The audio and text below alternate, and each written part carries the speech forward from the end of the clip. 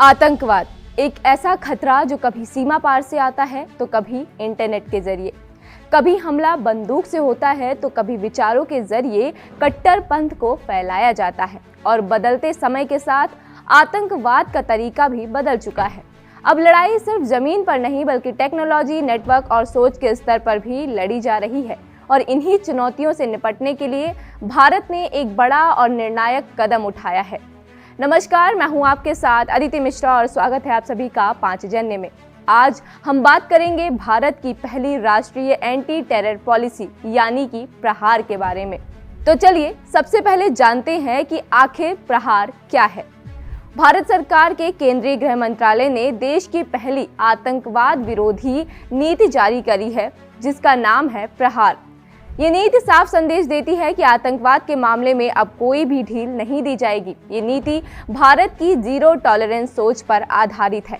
इसका मुख्य उद्देश्य है आतंकी हमलों को पहले ही रोकना, खुफिया जानकारी के आधार पर कार्रवाई करना, खतरे की स्थिति में तुरंत और संतुलित प्रक्रिया देना। आसान भाषा में समझे तो सरकार का फोकस सिर्फ हमले के बाद कार्रवाई करने पर नहीं बल्कि हमले से पहले के खतरे को पहचान कर उसे रोकने पर भी है।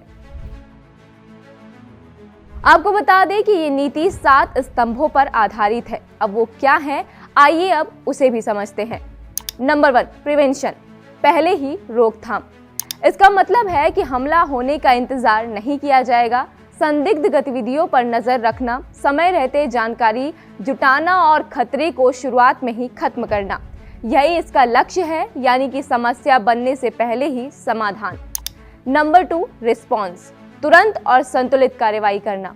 अगर खतरा सामने आ ही जाए तो प्रतिक्रिया तेज और सोची समझी हो, बिना किसी देरी के कार्रवाई हो, लेकिन कानून और प्रक्रिया के अनुसार, ताकि नुकसान कम से कम हो और स्थिति जल्दी ही नियंत्रण में आ जाए। नंबर 3, एग्रीगेटिंग, एजेंसियों की संयुक्त ताकत। पहले अलग अलग एजेंसियां अपने अपने स्तर पर काम करती थीं। अब फोकस है कि बेहतर तालमेल पर, जानकारी साझा करना, संयुक्त रणनीति बनाना और क्षमता बढ़ाना, यानी सब एक ही दिशा में मिलकर काम करें। नंबर 4, अटेन्युएटिंग, कट्टरपंथ की जड़ खत्म करना।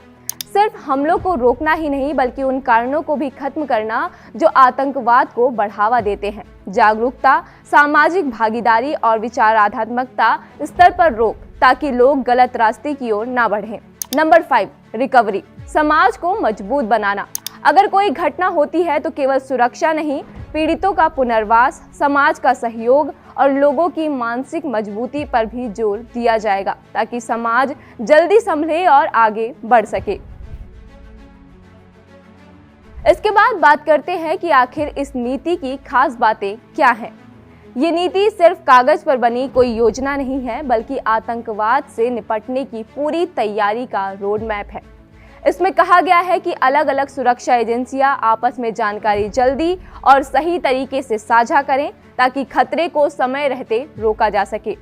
नई टेक्नोलॉजी और खुफिया सिस्टम को और मजबूत बनाया जाए ताकि संदिग्ध गतिविधियों पर नजर रखी जा सके। साथ ही समाज की भागीदारी भी जोर है, यानी लोगों को जागरूक करके कट्टरपंथ और भड़काऊ सोच को फैलाने से रोकना। कार्रवाई सख्त होगी लेकिन कानून और मानवाधिकारों का पूरा ध्यान रखा जाएगा। भारत दुनिया के अन्य देशों के साथ मिलकर भी आतंकवाद के खिलाफ काम करेगा ताकि ये लड़ाई वैश्विक स्तर पर भी मजबूत हो सके। सबसे महत्वपूर्ण बात, नीति साफ कहती है कि आतंकवाद को किसी धर्म, समुदाय या देश से जोड़कर नहीं देखा जाएगा। इसे एक वैश्विक सुरक्षा खतरे के रूप में समझकर उससे निपटा जाएगा। इसी के साथ ये नीति यह भी बताती है कि आज भारत किन किन तरह के खतरों का सामना कर रहा है।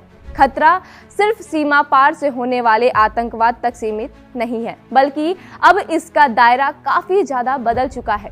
साइबर हमलों के जरिए सिस्टम को निशाना बनाया जा सकता है। ड्रोन का गलत इस्तेमाल सुरक्षा के लिए नई चुनौती बन गया है और आतंकवाद को आर्थिक मदद देने वाले नेटवर्क भी सक्रिय हैं।